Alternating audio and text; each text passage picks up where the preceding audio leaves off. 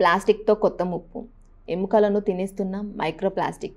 మానవ ఎముకలోకి, మంజలోకి మైక్రోప్లాస్టిక్ చేరుతున్న విషమ స్థితి.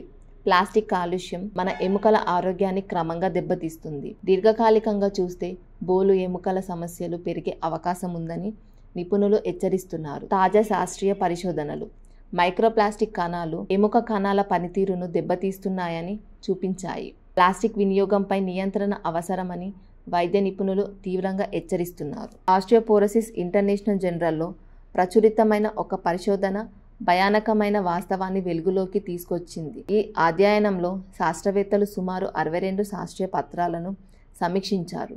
అందులో మైక్రోప్లాస్టిక్ కేవలం రక్తం, మెదడు, మాయ, తల్లిపాలు మాత్రమే కాదు, ఇప్పుడు ఎముక కణజాలం మరియు ఎముక మంజలోకి కూడా చేరుతున్నట్లు గుర్తించారు. జంతువులపై నిర్వహించిన ప్రయోగాలలో ఈ మైక్రోప్లాస్టిక్ కణాలు ఎముకల ఆకృతిని ప్రభావితం చేయడం, వాటి పెరుగుదలపై ఆటంకం కలిగించడం, అలాగే ఎముకల బలాన్ని తగ్గించడాన్ని పరిశీలించారు. శరీర మరమ్మతులు మరియు పునరుత్పత్తి ప్రక్రియలో కీలకంగా వ్యవహరించే ఎముక మంజలోని మూల కణాల చర్యను మైక్రోప్లాస్టిక్ ప్రభావితం చేస్తున్నాయని శాస్త్రవేత్తలు గుర్తించారు.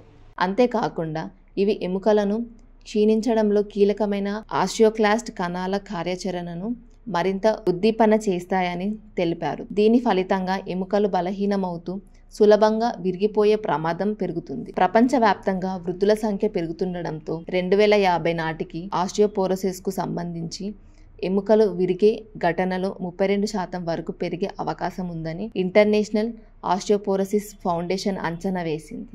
ఈ పరిస్థితులలో ఎముకల వ్యాధుల పెరుగుదలపై ప్లాస్టిక్ కాలుష్యం కూడా ప్రభావం చూపించగలదా అనే అంశంపై శాస్త్రవేత్తలు మరింత లోతైన పరిశోధనలు చేస్తున్నారు. ప్లాస్టిక్ కాలుష్యాన్ని నియంత్రించదగిన పర్యావరణ కారకంగా పరిగణించవచ్చా అనే దిశగా వారు పరిశీలిస్తున్నారు. తీసుకోవాల్సిన జాగ్రత్తలు: సింగిల్ యూజ్ ప్లాస్టిక్ వాడకాన్ని తగ్గించి గాజు లేదా స్టీల్ వస్తువులను వాడాలి.